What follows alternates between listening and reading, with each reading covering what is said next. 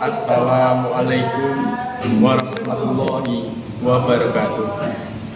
Para rawuh ingkang kula hormati, para kaluwarga temanten ingkang bagya, sumangga kita sedaya ngaturaken puji syukur dumateng Gusti Kang Maha Agung ingkang sampun maringi kita sedaya nikmat lan rahmat sehingga kula lan panjenengan saged kampal wonten dinten niki kanthi sehat walafiat.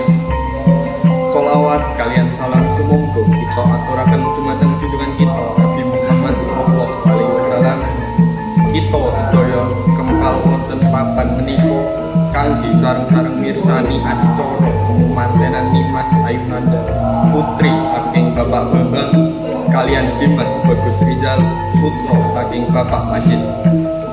Saderengipun kula dados pranatacara wonten niki badhe ngaturaken rantamaning adicara sak menika inggih nomor 3 nggih punika, nomor kalih nggih punika panggih manten, nomor 3 nggih punika gantalan, nomor sekawan nggih punika nyidak pigan, nomor gangsal nggih punika nyumbang suku, nomor 6 nggih punika sinduran, nomor 7 nggih punika ulangan lan wujud kita, nomor 8 nggih punika kacar kucur, nomor 9 nggih punika bobot timbang, nomor 10 nggih punika sungkeman, nomor 11 nggih punika penutup.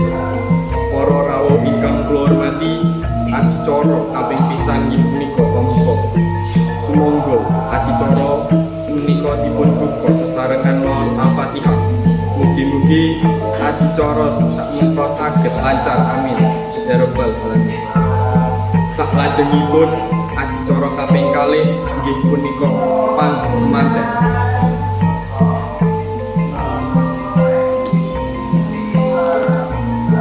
Sakmenika temanten putri mijil saking papan anggene usani awak kangge kepanggih temanten kagum. Adicara ingkang kaping 3 nggih punika gantalan. Mancik adicara kaping sekawan nggih punika ngidak tigan.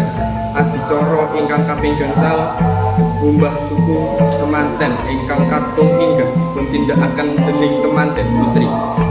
Adicara kaping 6 nggih punika sinduran.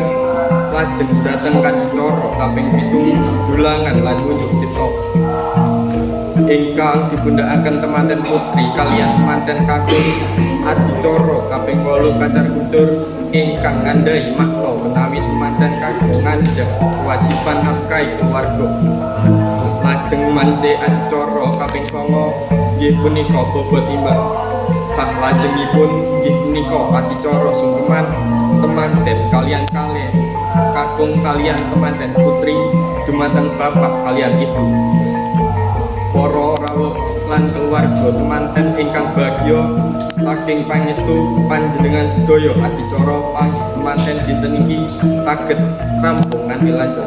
Kula aturaken matur suwun ingkang kathah dumateng panjenengan sedaya. Saklajengipun kula dados pranatacara ngaturaken pangapunten ingkang kathah menawi kula wonten kelepatan lan ugi babatan ingkang kirang trep dumateng panjenengan sedaya.